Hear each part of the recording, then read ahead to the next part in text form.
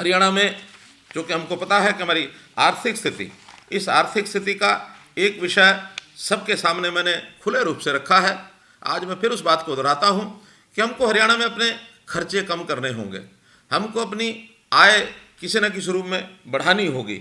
इस आय को बढ़ाने के लिए हमारे जो मंत्रीगण हैं, बाकी सब लोग हैं, जैसे जैसे सुझाव आ रहे हैं उस हिसाब से उन सुझावों के ऊपर हम काम करेंगे।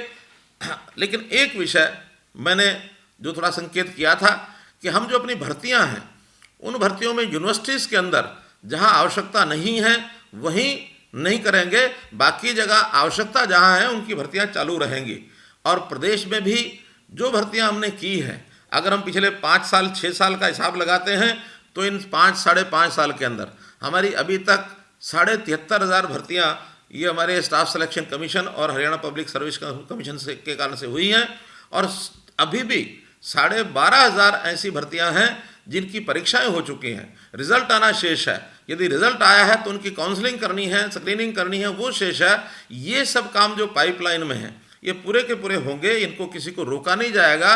और इन 12,500 को मैं जोड़ता हूँ तो ये 86,000 भर्तियां हमने पिछले 5 साढ़े 5 वर्ष में की हैं। और ये हमने कभी भर्तियों के कारण किसी कारण से रोका नहीं है। जो खाली पोस्ट हैं, जितनी भी आवश्यकता है, उनको सबको हमने किया है। लेकिन अगर पिछले हमारे 6 साल से पहले 10 साल का हिसाब मैं लगाता हूँ तो चाहे स्टाफ सिलेक्शन कमीशन है, पब्लिक सर्विस कमीशन है, 10 साल के पूरे कार्यकाल में भी 86,000 भर्तियां हुई थी। अर्थात वो 10 साल का कार्यकाल और हमारा 5.5 साल का कार्यकाल ये बराबर भर्तियां कर चुके हैं। आगे 4.5 साल भी जो बचा है समय, उसके अंदर भरपूर भर्तियां की जाएंगी। लेकिन वर्तमान समय ऐसा है जब सोशल डिस्टेंसिंग है, जब ट्रांसपोर्ट के साधन बंद हैं, परीक्षाएं हम करा नहीं सकते हैं। हमारे तो जो स्कूल के विद्यार्थी, कॉलेज के विद्यार्थी, +2 के विद्यार्थी, इनकी परीक्षाएं वो सब शेष हैं। और इस एक विशेष परिस्थिति के कारण से उनकी परीक्षाएं भी हम करा नहीं पा रहे हैं। इनकी परीक्षाएं कराने का अवसर जैसे हमें मिलेगा, जैसे ही वातावरण अनुकूल होगा, सब स्थितियां ठीक होंगी। केवल उस समय तक ही ये प्रतिबंध रहेगा जब तक ये परिस्थितियां ठीक नहीं होती हैं। परिस्थितियां ठीक होने के बाद ये सब काम निश्चित कराएंगे। आप अपने घर पर बैठ करके जो ऐसे बंधु अपने किसी इंटरव्यू के लिए, अपनी किसी परीक्षा के लिए, जॉब के लिए तैयारी करना चाहते हैं, भरपूर समय है, वो इसकी तैयारी करें। और इसके कारण से उनको किसी प्रकार का ये कोई कठिनाई नहीं आएगी।